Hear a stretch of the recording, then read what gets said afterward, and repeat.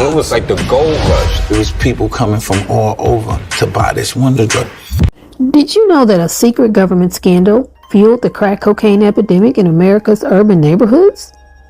Today, we're pulling back the curtain on the Reagan Administration's Iran-Contra Affair, the rise of crack cocaine in black communities, and the shocking connection between the two.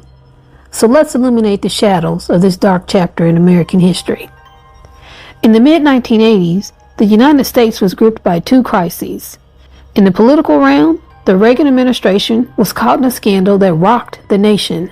This was the Iran-Contra Affair.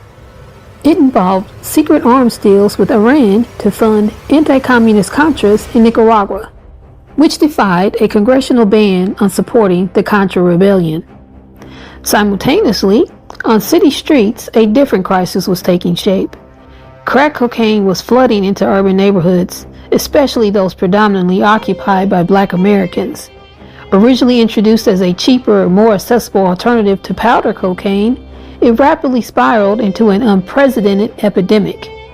Families and communities were devastated, violence surged, and incarceration rates skyrocketed due to harsh sentencing guidelines for crack cocaine offenses. The effects were devastating and linger to this day, with socio-economic disparities and systemic inequities exacerbated by this crisis. Now, you might be wondering what a political scandal has to do with the drug crisis, but stick around as the connections between the Iran-Contra Affair and the crack cocaine epidemic will become chillingly clear in this video. In a significant pivot from established U.S. foreign policy, the Reagan administration embarked on a clandestine operation in the shadows of official diplomacy. Iran, a nation embroiled in the throes of a war with Iraq, became an unexpected trading partner. Spearheaded by high-ranking officials in U.S. President Ronald Reagan's administration, America quietly facilitated the sale of arms to Iran, a country that the U.S. officially labeled a sponsor of terrorism and that was under an arms embargo by the United Nations. This operation was executed covertly, hidden from the public eye, and it involved high-ranking officials working behind the scenes to sell weapons to Iran in defiance of that embargo. But this wasn't just about selling arms to Iran. It was a two-pronged strategy. The secret arms sales served a dual purpose. The first was to secure the release of several hostages held by Hezbollah, a paramilitary group with ties to Iran. The second and more complex facet of this operation was funding the Contras in Nicaragua. The Contras were a fiercely anti-communist rebel group in Nicaragua, fighting against the Sandinistas, which were the socialist government in Nicaragua and which was supported by Cuba and the Soviet Union. I want to tell you a few things tonight about the real nature of the Sandinista regime in Nicaragua. Shortly after taking power, the Sandinistas, in partnership with Cuba and the Soviet Union, began supporting aggression and terrorism against El Salvador, Honduras, Costa Rica, and Guatemala. And it's become the stage for a bold attempt by the Soviet Union, Cuba, and Nicaragua to install communism by force throughout the hemisphere. However, funding the Contras presented a significant problem to the Reagan administration. That's because Congress had passed the Bolin Amendment, which explicitly prohibited the use of U.S. funds, direct or indirect, to support the Contras because of concerns about the Contras' human rights violations such as massacres, kidnappings, torture, and rape. The Bolin Amendment was also passed because Congress knew about the Contras' involvement in drug trafficking. See that? Drug trafficking. But Reagan, in fact, he even said it himself. They claimed they had nothing to do with it. And so they totally cut this guy loose. They denied it. But there was all this documentation on the plane. They had all the documentation of like the flight plan. One of the documents was at Air America. Air America was a company that was started and funded and owned by the Central Intelligence Agency. So they had all this incriminating stuff. They let us photograph it and they let journalists look at it. The Miami Herald, they ended up winning a Pulitzer Prize for reporting the story about Hassenfuss and linking it to what became known as the Iran-Contra scandal. So Congress knew, and the Reagan administration obviously knew as well, that the Contras were involved in drug trafficking. Yet, the Reagan administration found a workaround that was as audacious as it was unlawful. They diverted the profits from the Iranian arms sales to the Contras. The Contras were also allowed to sell cocaine in America to raise even more money.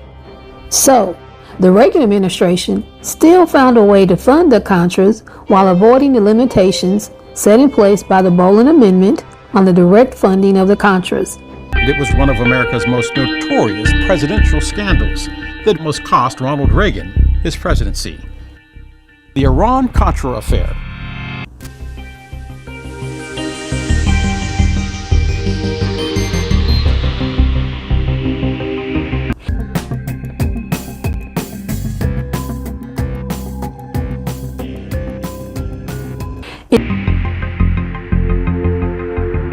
This didn't stop Reagan. The president told his national security advisor, Robert McFarlane, to help the Contras anyway, regardless of the cost. In his explosive series, Dark Alliance, Gary Webb, an investigative journalist, found the shocking connection between the CIA and cocaine trafficking. But not just any trafficking, though. This was the cocaine trafficking by the Contras. According to Webb, the CIA was not only fully aware of the Contras' cocaine trade in America, but it possibly turned a blind eye or even facilitated their operations. Webb asserted the following. 1. The CIA and the Contras. One of the central themes of the book is the assertion that the CIA was aware of significant drug trafficking by the Contras. Per Webb, the Contras were heavily involved in cocaine trafficking to the United States. 2. CIA's tacit approval. Webb argued that the CIA at the very least turned a blind eye to the Contras' cocaine trafficking and possibly even facilitated these operations. Webb suggested that the Reagan administration's eagerness to topple the Sandinista regime superseded any concerns about the drug trafficking. You wrote false and misleading letters to the Congress of the United States. The government lied to the American people about the connection to the Hassenfuss plane. 3. Funding Contra operations. The proceeds from this drug trafficking operation, Webb alleged, were then used to fund the Contras, following Congress's Bolin Amendment, which had restricted the U.S. government's ability to directly fund the Contras. 4. Impact on urban America. Webb's most controversial claim, perhaps, was his assertion that this influx of cocaine directly fueled the crack epidemic of the 1980s, especially in black urban neighborhoods. He contended that the introduction and explosion of crack cocaine in Los Angeles was partly due to this Contra-related drug trafficking. And 5. Media and government response. The book also details the strong rebuttal and discrediting campaign by both government agencies and other media outlets, which led to Webb's resignation from the San Jose Mercury News and had a profound personal impact on Webb. But that's how we do it sometimes here in America, when we want to shut someone up who is telling the truth of our misdeeds. Webb suggested that the CIA allowed such illegal activities to occur for a political reason. The Reagan administration was fervently anti-Sandinista, viewing the leftist government as a threat to regional stability and U.S. interests. So, the Reagan administration allowed the Contras to sell cocaine in America, Webb alleged, in order to fund their war against the Sandinistas. But I note that these cocaine sales were in predominantly urban cities comprised of black communities. More on this in a bit. Our goal was to defeat communism in Central America. And if that meant drugs got in and the youth of America used them, well, that was the way it was going to be.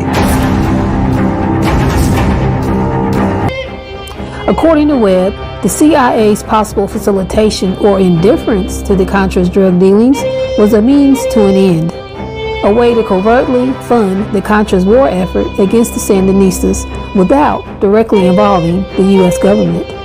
This, Webb alleged, created a direct yet hidden link between the U.S. government and the burgeoning crack cocaine epidemic that was ravaging urban cities and especially black communities in America. If proven true, These claims would not only implicate the CIA in illegal activities, but also shed light on how far the agency was willing to go to achieve its geopolitical objectives. Following the tumultuous backlash and the intense public interest in the allegations made by Webb, various governmental bodies initiated their own investigations into the possible connections between the CIA, the Contras, and the cocaine trade. One of the earliest investigations was the Kerry Committee, named after its chairman, Senator John Kerry. In 1989, the Kerry Committee reported that the U.S. State Department had made payments to drug traffickers. Some of these payments were made even after the traffickers had been indicted by federal law enforcement agencies on drug charges. The people involved were associated with the Contras. But despite these shocking revelations, the report did not receive much media attention at the time. I wonder why, don't you? After Webb's explosive series, the CIA conducted an internal investigation led by its Inspector General, Frederick Hitz. Published in 2 volumes in 1998, the Inspector General's report confirmed many of Webb's allegations, acknowledging that the CIA had associated with suspected drug traffickers who were supporting the Contras. It did, however, refute the idea that the CIA had condoned or assisted in such activities. Of course it did.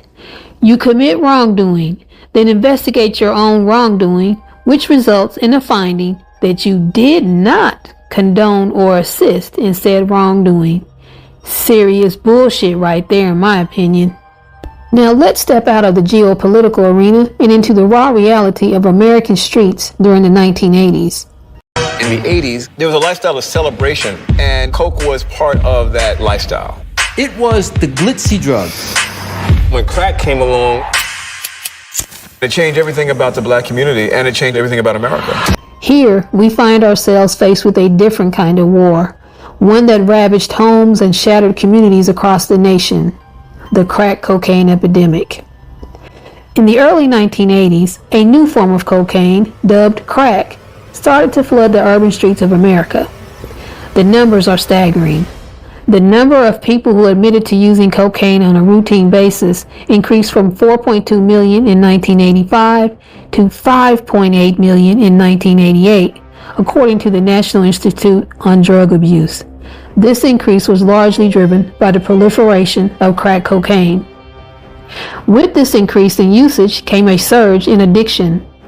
This surge arose because crack cocaine is one of the most addictive substances due to its immediate intense high and its short duration, leading users to consume more to maintain the effect. Consequently, crack addiction became a widespread issue, ripping apart families and pushing public health resources to their limits. As addiction rates soared, so did crime.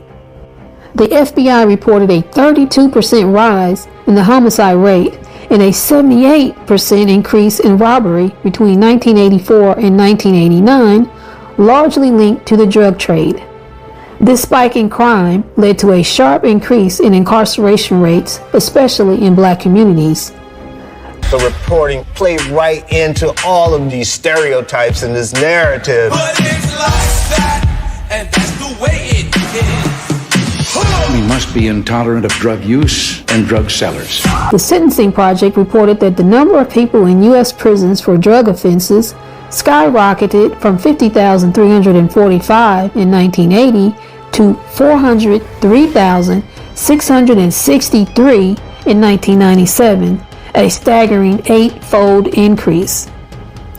Beyond these startling statistics, the human cost of the epidemic was immeasurable. Families were torn apart, children grew up in broken homes, and entire communities were stigmatized and marginalized. The social fabric of these communities was fundamentally altered, with effects that still linger to this day. Now, let's tie all of this to African Americans even further. The demographics of urban areas in America where these Contra cocaine sales were made were mostly African American and low income. Some of these urban cities included Los Angeles, Detroit, New York, and Washington, D.C.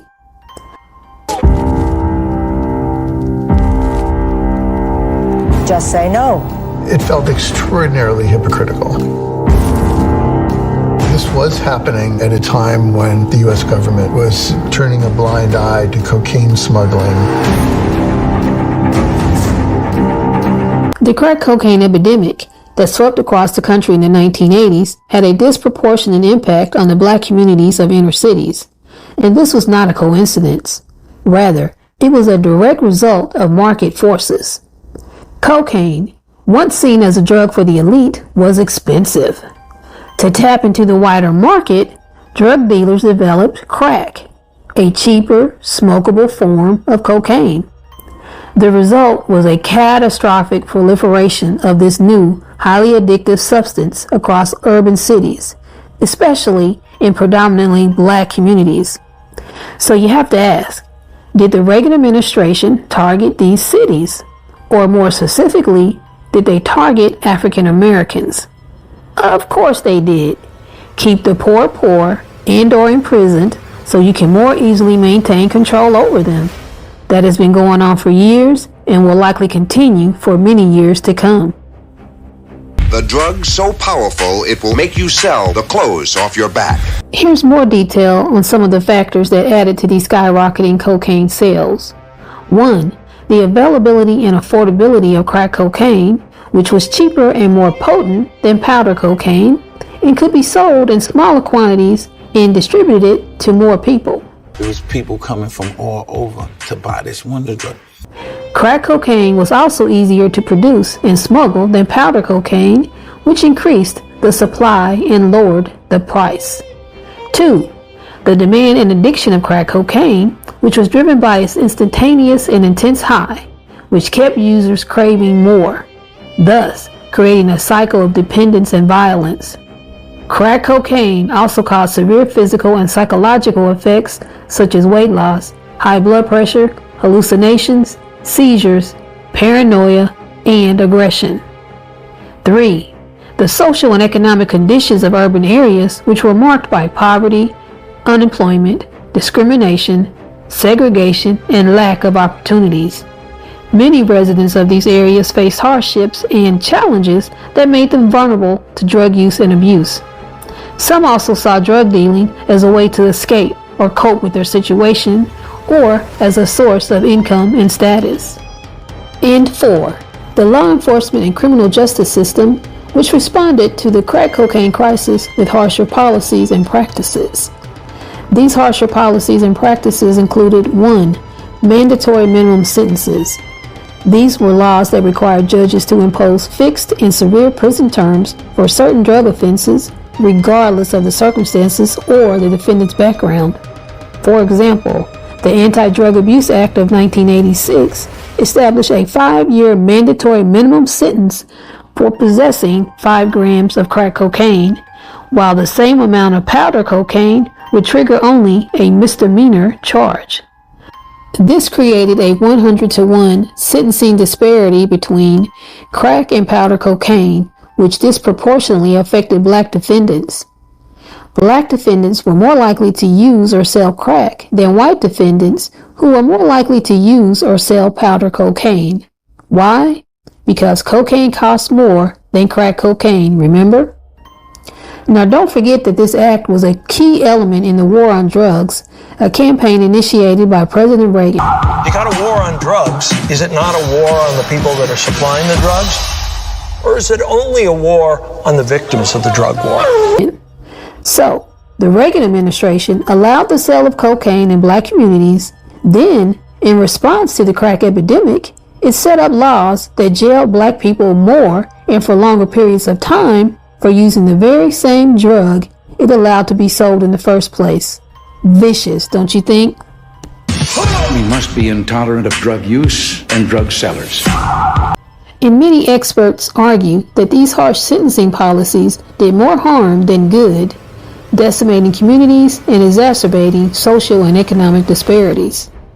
Moreover, these sentencing disparities stigmatized an entire generation of black Americans as criminals, which reinforced damaging racial stereotypes and contributed to systemic discrimination and inequality. Even after release, the burdens of a felony conviction often continue to marginalize these individuals, affecting employment opportunities, access to housing, and the ability to vote. In a broader societal context, the mass incarceration brought about by these sentencing policies has been widely criticized for its impact on the economy and its failure to effectively address the root causes of drug addiction. Despite these widespread consequences, change has been slow, and many of these policies remain in place, continuing to shape the social and economic landscape of America. The second harsh policy was increased arrest and prosecutions. These were measures that aimed to deter and punish drug users and dealers by increasing the number and intensity of law enforcement operations and legal actions. For example, the number of drug arrests in the U.S. rose from 581,000 in 1980 to 1.6 million in 1990, with most of them involving low-level offenders and users. The number of federal drug prosecutions also increased from 11,854 in 1986 to 24,538 in 1992, with most of them involving crack cocaine charges.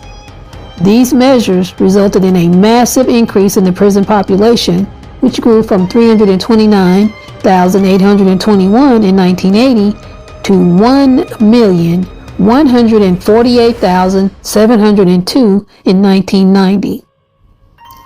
And the third practice affected was militarized policing. These were tactics that involved the use of military equipment, training, and strategies by police forces to combat drug crime and violence. For example, the Pentagon transferred millions of dollars worth of surplus weapons, vehicles, and gear to local police departments under the 1033 program, which was created in 1989 to support the war on drugs. The police also received federal grants and incentives to form SWAT teams, to conduct no-knock raids, and to use aggressive force against suspected drug offenders.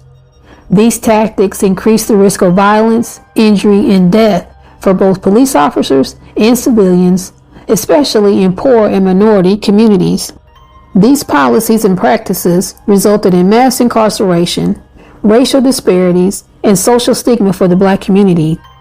These harsher policies and practices also resulted in a loss of civil rights and liberties, a lack of representation and participation in society, and a stigma and discrimination for the Black community.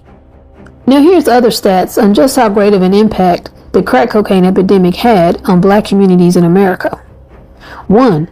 According to a report by Human Rights Watch, from 1980 to 2007, Black people were arrested nationwide on drug charges at rates relative to population that were 2.8 to 5.5 times higher than white arrest rates. State-by-state data from 2006 showed that Blacks were arrested for drug offenses at rates in individual states that were 2 to 11.3 times greater than the rate for whites. These higher rates of Black drug arrest do not reflect higher rates of Black drug offending, as Blacks and whites engage in drug offenses at roughly comparable rates. 2.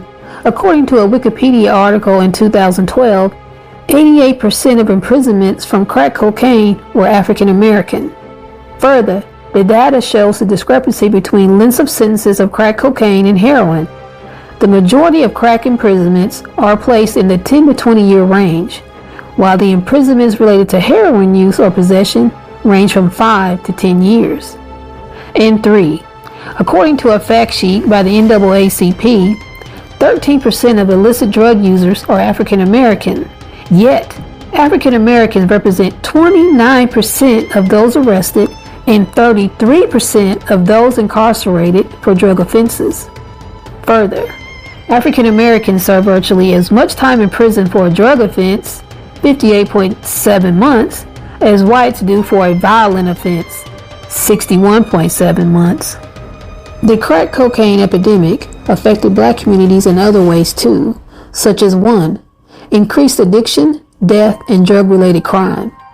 Many users became dependent on the drug and suffered from overdoses, unexpected reactions, suicide attempts, chronic effects, and detoxification. Emergency room visits due to cocaine incidents increased fourfold between 1984 and 1987. Crack cocaine also fueled the violence and conflict in the inner cities as drug dealers and gangs competed for territory and customers. There were also marked increases in robbery, aggravated assault, homicide, and other crimes related to crack cocaine. And 2, damage to family and community relationships. Crack cocaine also affected the social and emotional well-being of the black communities as it disrupted the family and community bonds and values. That was kind of like chemical warfare on black communities. Don't take my mother, please. It's a story that has to be told.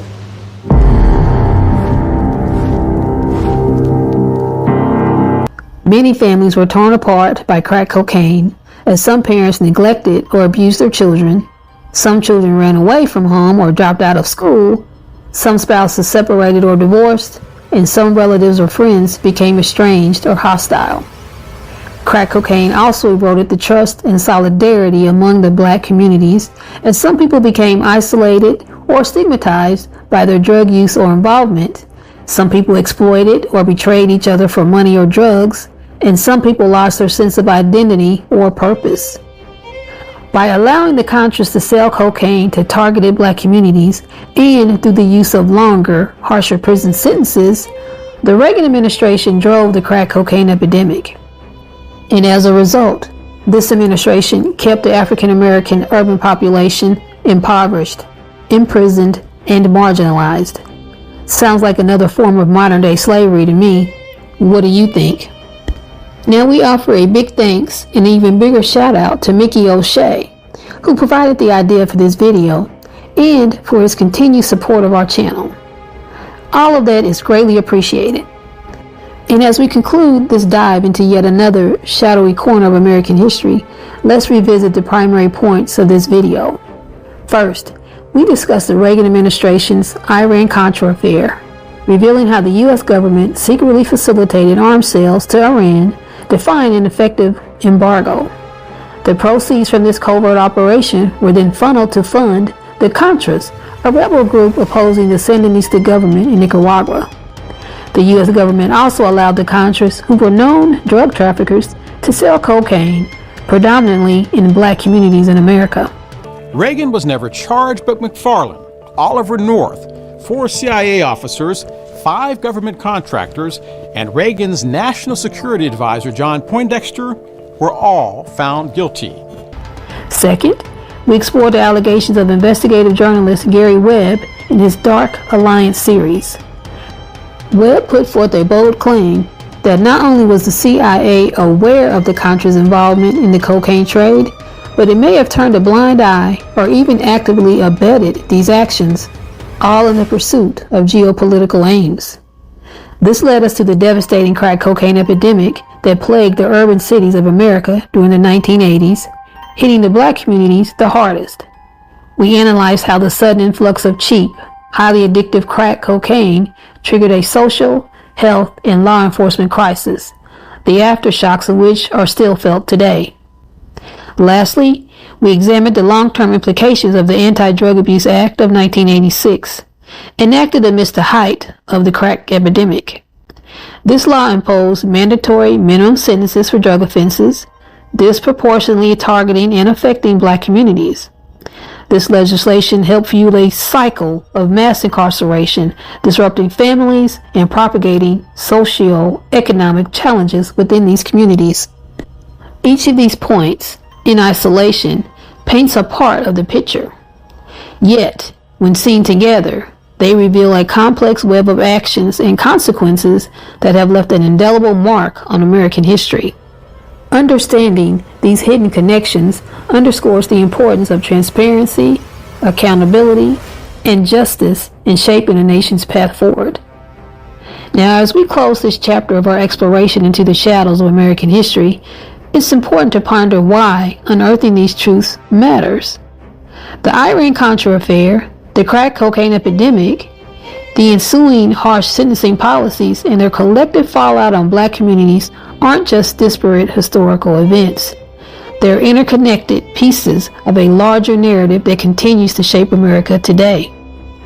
Understanding this narrative is essential because it informs our perspective of socioeconomic disparities, racial justice, and the mechanisms of power. These events from the past continue to echo in the present, influencing public policy, attitudes towards drug addiction, law enforcement, and the discourse on racial inequality. By acknowledging these complex connections, we not only gain a more nuanced understanding of our past, but also equip ourselves to better address the challenges of the present. To truly progress as a society, we need to learn from our history, recognize the mistakes made, and strive to ensure they are not repeated. In doing so, we hope to build a future that's more just, equitable, and informed by the lessons history has taught us. Now it's your turn to join the conversation. We encourage you to dive deeper, ask questions, and share your thoughts in the comments below. How do these revelations impact your understanding of this period in American history? And what other hidden truths would you like us to explore next? If this video resonated with you, show your support by giving it a thumbs up. And don't forget to hit that subscribe button to stay updated with more revelations from the hidden corners of American history. Let's continue to illuminate the shadows together. Remember, history is not just about the past, it's about understanding our present and shaping our future. Stay curious, stay informed, and stay tuned for more, my friends. And that brings us to the end of today's journey into the shadows of American history. A huge thank you to all of you for taking the time to watch and engage with our content. Your support means the world to our community. Again, if you found value in this video, please give it a like and share it with others who might be interested. Every like, share, and comment truly helps to spread the knowledge. Don't forget to subscribe to the Buffy's World channel. And if you want to be the first to know when we drop new content in our Illuminating the Shadows of American History series, hit that bell icon to turn on post notifications. Once again, thank you for being here, for seeking truth, and for helping us illuminate the hidden corners of our shared history. We'll see you in the next video.